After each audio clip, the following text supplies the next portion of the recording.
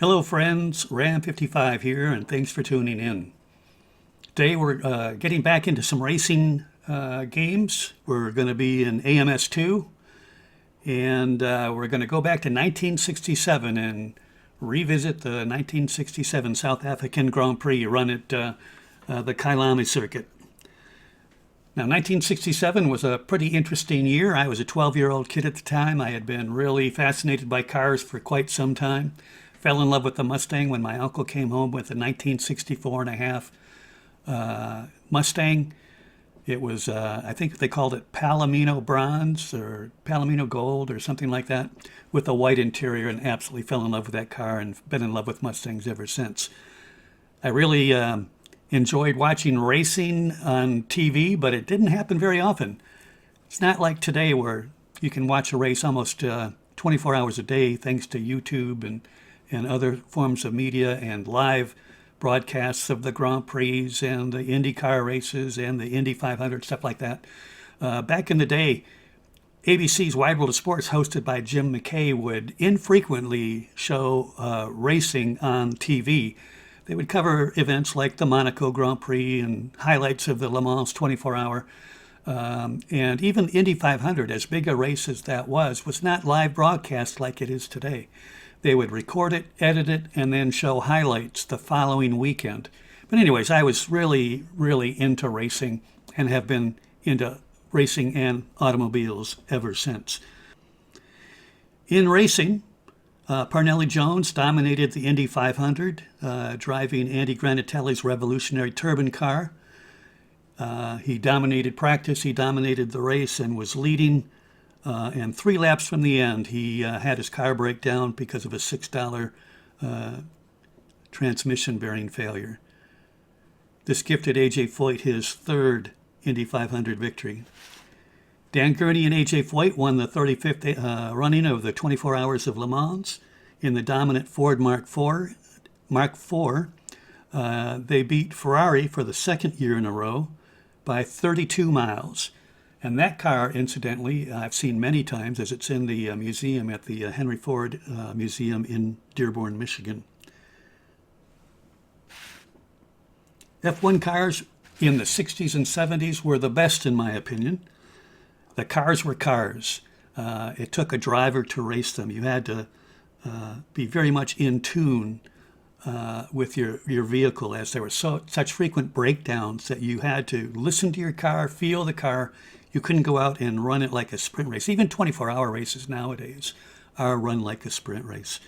But back then, cars broke down pretty frequently, and it was not uncommon for approximately half the field to not finish a Grand Prix race. Rob Walker of the Johnny Walker Spirits fortune owned a privately entered Formula One team. Can you imagine that today? A privately entered Formula One team? Never would happen because of the technology and the money involved, and also the rules of the FIA. It just wouldn't happen. But anyways, I would walk over to the store every month to pick up a copy of Road and Track because he was writing an article, and he would cover the F1 races, and they'd be accompanied by pictures. And it was my way to get in touch and get a feel for what was going on in Formula One. Again, that could never happen today. In 1966, the F1 engines were increased from 1.5 to 3 liters. Jack Brabham won his third and last world championship, driving his own car with 4 victories. I think there was 9 races that season. He scored 42 points. Officially 45 total, because at that time they were dropping points from their total. And he beat the runner-up John Surtees, who scored 28 points in his Ferrari. And like I said, this was an era where drivers had to be very much in tune with their cars, and they had to nurse them along. They didn't have ABS, they didn't have electronics to help them shift, they didn't have aerodynamics. So it was, I think, some of the best racing and the most interesting cars in racing in Formula One history. However, the sad part was it was also the most dangerous time. In the 1950s, 15 Formula One drivers lost their lives In the 1960s, 14, and in the 1970s, 12 drivers lost their lives, and that was just in Formula One. They truly were a band of brothers. They frequently dined, vacationed, and even roomed together. They took care of each other. They respected each other on the track. It wasn't any of this rubbing his racing crap that we see today, which I've never understood and never really appreciated. Because even back then, even a small mistake, a small incident, could have dire consequences. Anyways, the 1967 Formula One season consisted of 11 races and started on the 2nd of January in South Africa at the Kyalami circuit. It was the first time that this circuit hosted the Formula One. It had been in existence since 1960, and it was 4.5 kilometers in length, or 2.81 miles. AMS2 does not accurately reflect the entry grids of the 1967 season, but it gives you a pretty good approximation. The pole position that year went to Jack Brabham and his Brabham Repco. The race consisted of 80 laps, and Pedro Rodriguez was the victor in a Cooper Maserati, scoring his first of 2 victories in his lifetime. And he beat John Love, who was in a independently run Cooper Climax. Again, an independent driver leading a Grand Prix, pretty unheard of. But with 7 laps left, he had some fuel pickup problems, and it turns out there was an electrical issue that prevented him from getting all the fuel to his engine. He sputtered, he pitted, and lost the race with 7 laps to go. Anyways, enough talk. In today's race, I'm going to be driving the Lola BMW, and I thought this wasn't even a real car, but I did manage to find some pictures of the car. It was driven by David Hobbs at the Nuremberg ring. It was only entered in that race, and I'll be running that car all year long. I believe the car was tested and developed by Hubert Hahn, and that's who's driving it in the picture here. So I managed to qualify second. We're taking a look at the qualifying results. You can stop the video if you need to see where everybody's at. I've got the AI difficulty set to 98%. The real race was 80 laps, and I'm doing quarter distance, so we're doing 20 laps. P2, 20 laps. So here's the starting grid. And I have just recently taught myself to heel and toe when I'm driving my simulator. And it takes a real effort mentally to do that. Go, go, go. And one thing I've noticed in this sim is that AI is much faster than me in the straights. I can go quicker than them in most of the turns, but they will typically blow by me down the straightaway. And I'm not one of those guys like GP Laps or Jimmy Broadbent or the guy from Dave Cam who can talk and drive at the same time.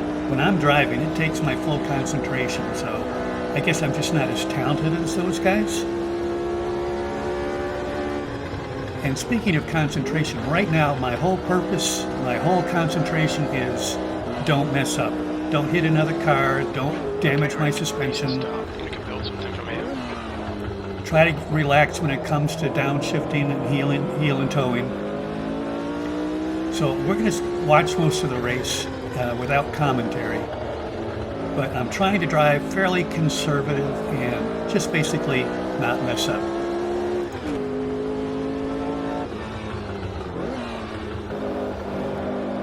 Now I have the AI setting, like I said, at 98%. Fuel is 1 times normal, tire wear is 2 times normal, and aggression is set to medium.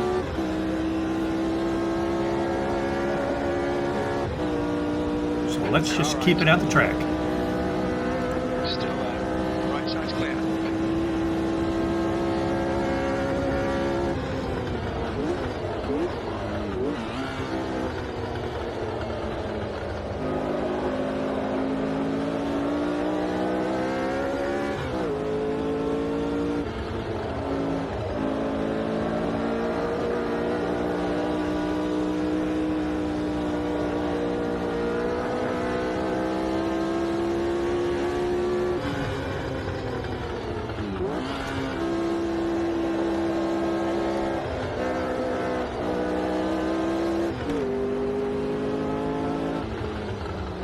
left. Clear left.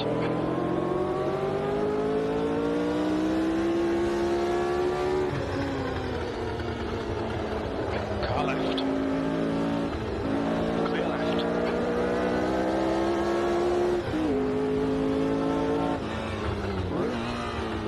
Okay, Rick, don't let this guy distract you.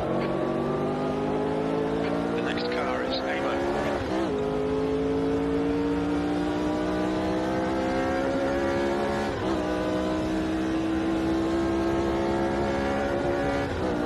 The leader has just done 123.3 B3. The guy in front has just done a 122. Car right. Clear right. Keep pushing, we might get it back. Car right, clear right.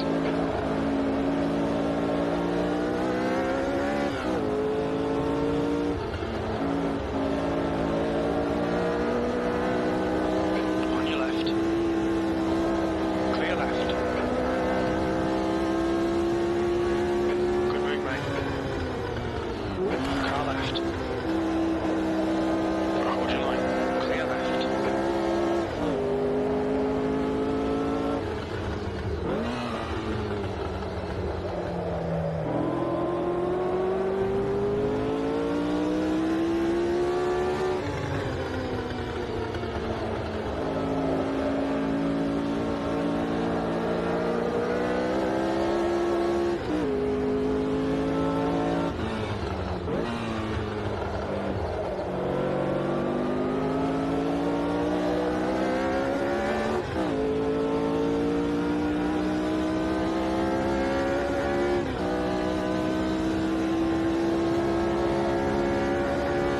The leader's just done it, 123.2. Fastest lap for AMO, 122.7. Good lap, that's your quickest so far. Right side. Still there. Clear right.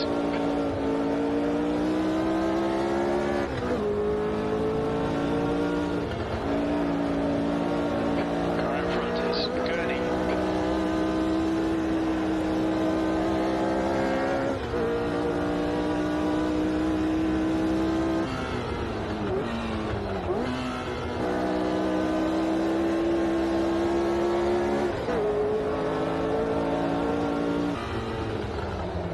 Make him do all the work. Focus on your exits.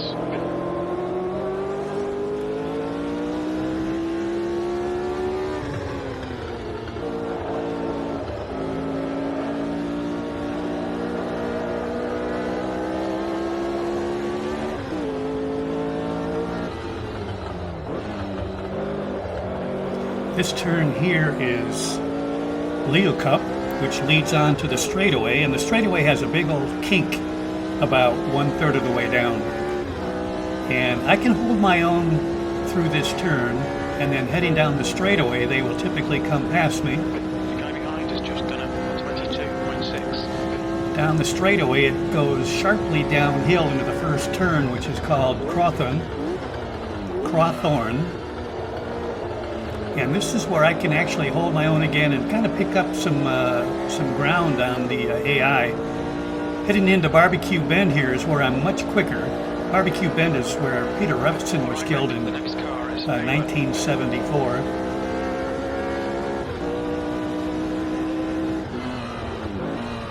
And that's typically where I'll pass them. And now we're into Sunset, where again I'll hold my own, maybe pick up a little bit of space on them here, heading into Clubhouse. Now we're approaching the S's. And ordinarily I would shift up here, but because it's such a short time that you would be in the next higher gear and I have to heel and toe, I just kind of over rev the engine a little bit going through the S's so I don't have to do that shifting. And here we are back at Leo Coupe, heading back out onto the main straightaway.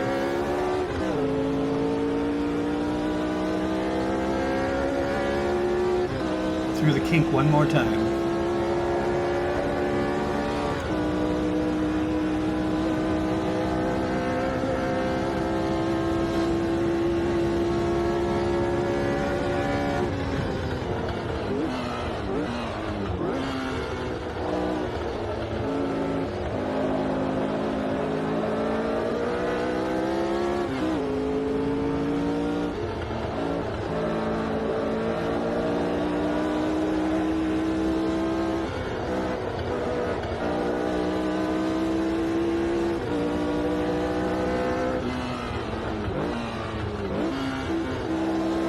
as they're fighting ahead of me, I can actually make up some ground. But again, in the back of my mind, I'm thinking it's the first race. Don't screw up. Keep it on the track. And I was not being overly aggressive, being very cautious.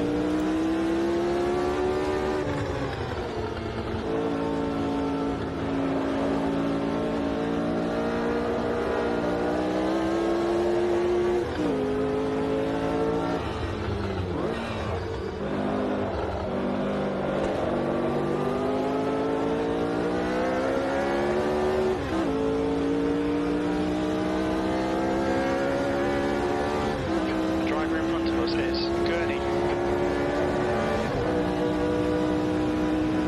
That lap time was 1:23.0. Sector 1 time's okay. Sector 2 is 0.4 off the pace. Sector 3 is a tenth off the pace. It's all over you. Keep your exit speeds up. Stay smooth. On your right. Took it in a little deep there and almost went off the track, and that allowed Pedro Rodriguez to get by me going into Barbecue Bend. Up front, Chris Hammond and Dan Gurney are battling for the lead. Dan Gurney won multiple Grand Prix in his career and actually is noted for having won a Grand Prix at Belgium, I believe in 66, maybe it was 67, in his own car, the Gurney Eagle. Chris Hammond was a very talented driver from New Zealand. And never won an official Grand Prix. He won some Formula One races that were not official Grand Prix though. But very talented guy, just unlucky. Rodriguez in front is now 0.8.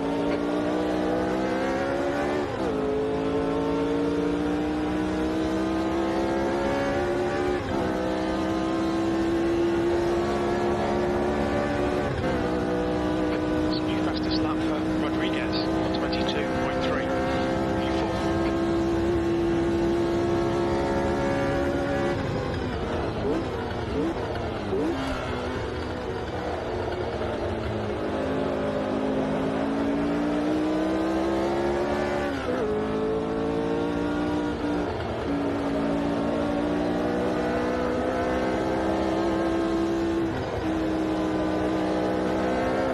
What makes entering the S's here so challenging is the coordination of shifting up and down and braking, but it's also a downhill turn and slightly off camber, so if you take it in too deep and you go in a little bit late, it's very easy for the car to come around on you or you run off the track.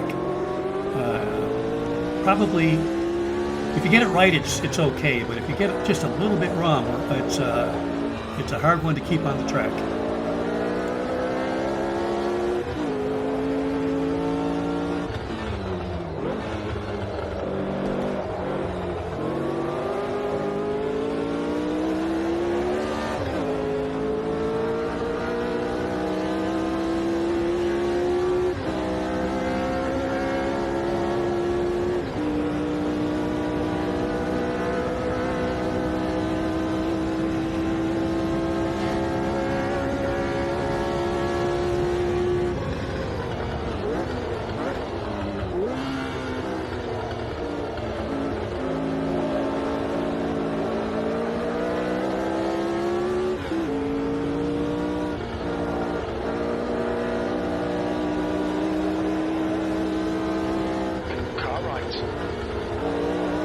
Still there.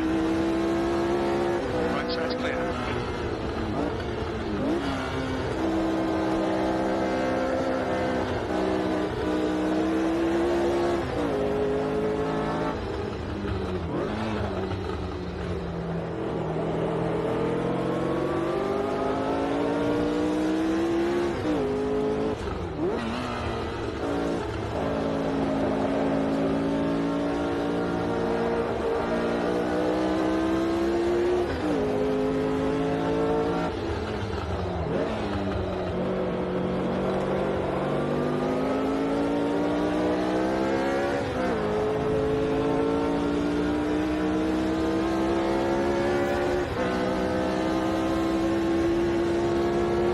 Dan Gurney almost loses it here. You can see the tire smoke. And I get off the gas because I'm not sure if he's going to come back across the track.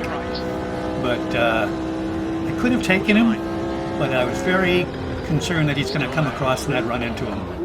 So you're right. And there he goes right by me again. Rodriguez is now leading.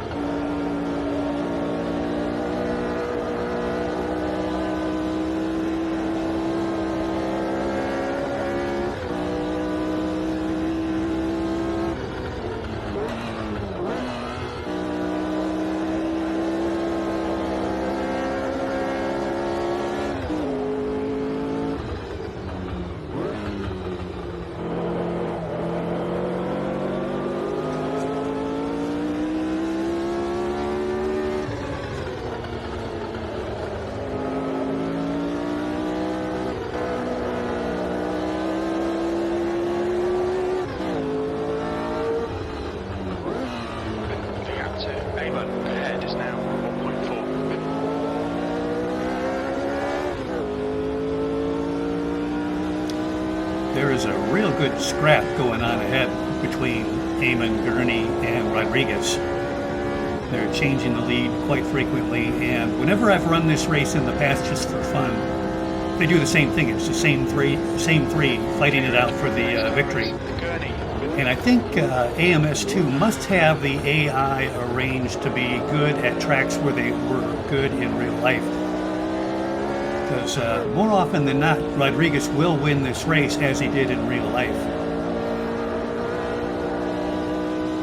Currently got a comfortable 3-second gap over Lorenzo Bandini behind me, but all it takes is one little mistake and that would be gone in a heartbeat.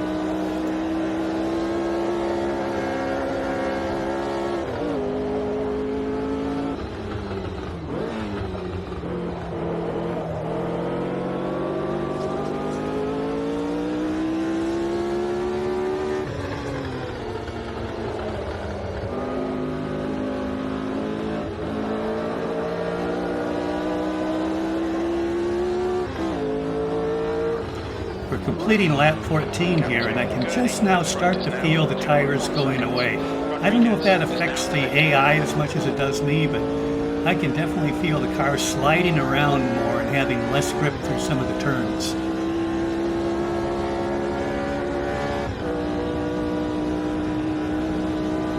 I say that I'm losing grip, but I will actually set my fastest lap late in the race. I was starting the 15th lap out of 20 and still in 4th place, but the gap between me and 3rd place is increasing. And I got to keep my eye very closely on Lorenzo Bandini behind.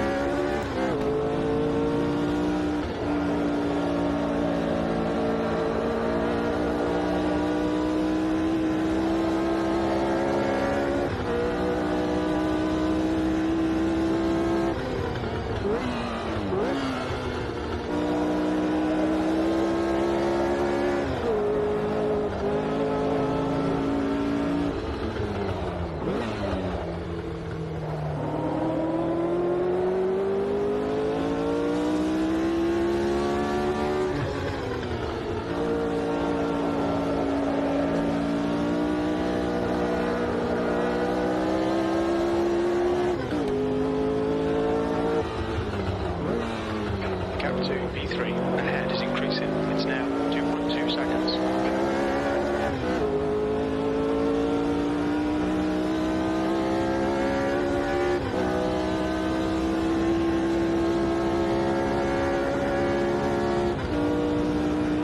P3.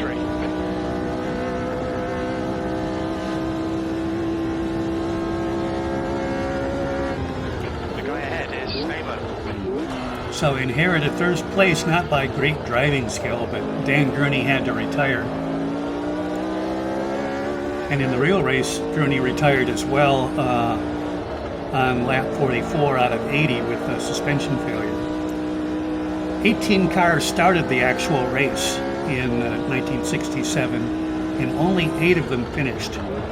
So high attrition rate.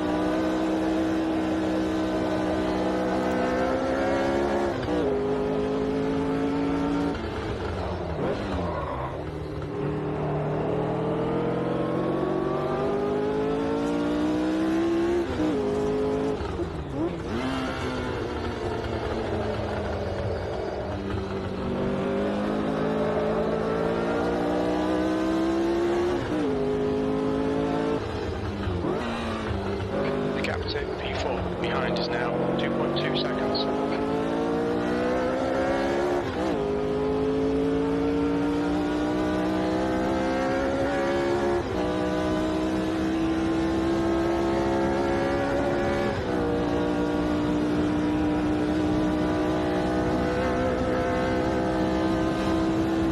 So we're starting lap 17 out of 20, and I'm not driving great.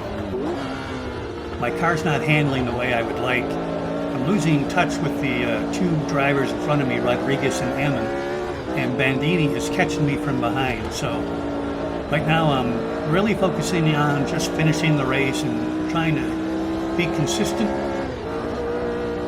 and finish on the podium. Now the driver behind me, Lorenzo Bandini, was not actually in this race in real life. His first race of the year was at Monaco, which was the next race on the F1 calendar in 1967. And unfortunately, he lost his life during that race. And anybody who's seen or followed F1, watched videos on YouTube or whatever, has seen that accident. It was a horrendous accident going through the chicane after coming out of the tunnel. He went a little bit wide coming out, hit the straw bales that kept the cars from going into the harbor, and his car climbed the bales, broke apart, caught fire, and rolled upside down. And the amazing thing is that car burned intensely for quite a while before anybody could get to him.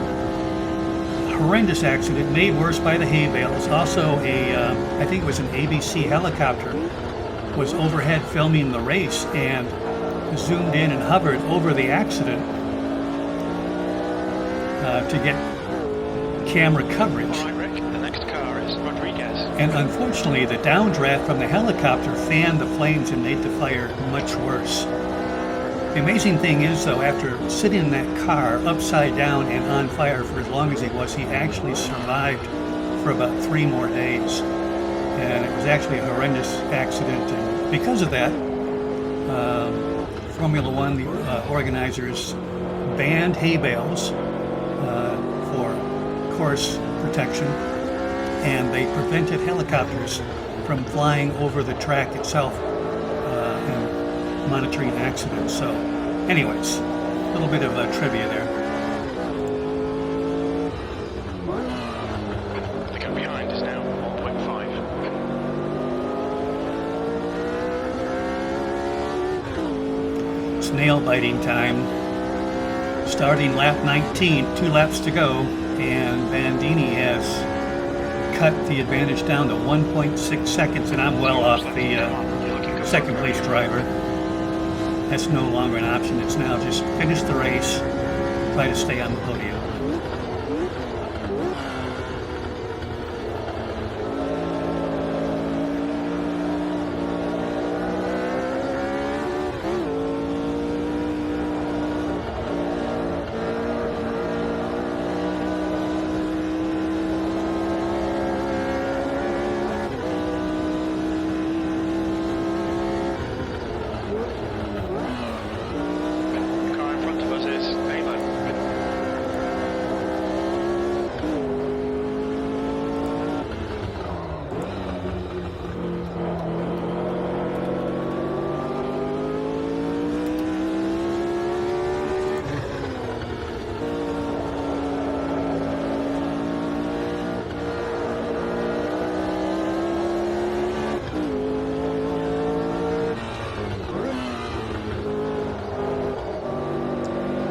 Okay, coming out of Leo Coupe onto the main straightaway, starting the last lap.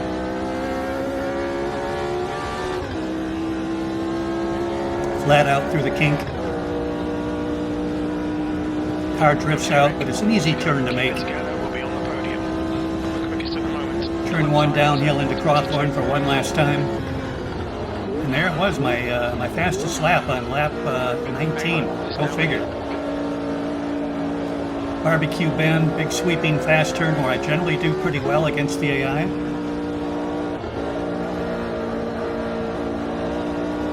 Try to hit the apex and then get on the gas as quick as you dare.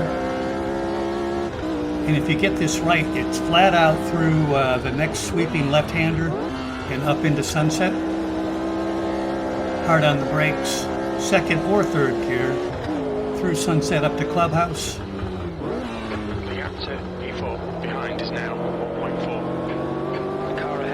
The S's is the turn that scares me the most.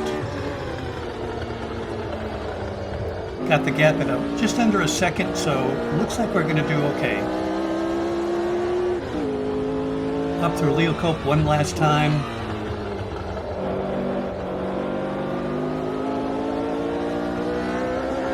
And there we have it. The first race of 1967 on the podium. I'll take it.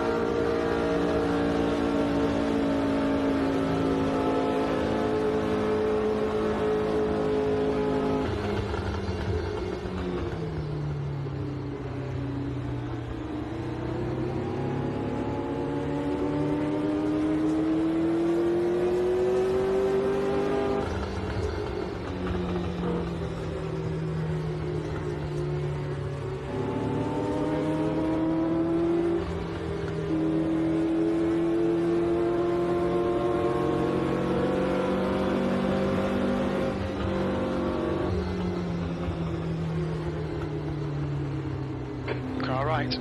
Right side's clear.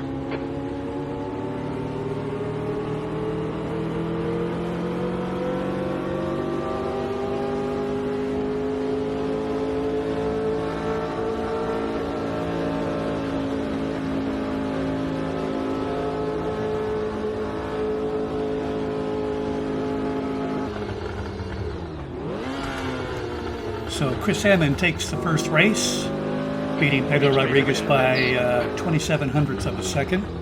I round out the podium in a car that was fading a little bit toward the end, and I edge out Lorenzo Bandini. Denny Holm took fifth, followed by Jack Brabham, Jimmy Clark, Jochen Rindt, Jackie Stewart, and Ludovicio Scarfolati rounded out the top 10. Out of the 20 cars that started, we had 5 retirees. In the real race, out of the 18 that started, there were 10 retirees. So anyways, hope you enjoyed that race. I enjoyed it, and we'll be back to see you next time.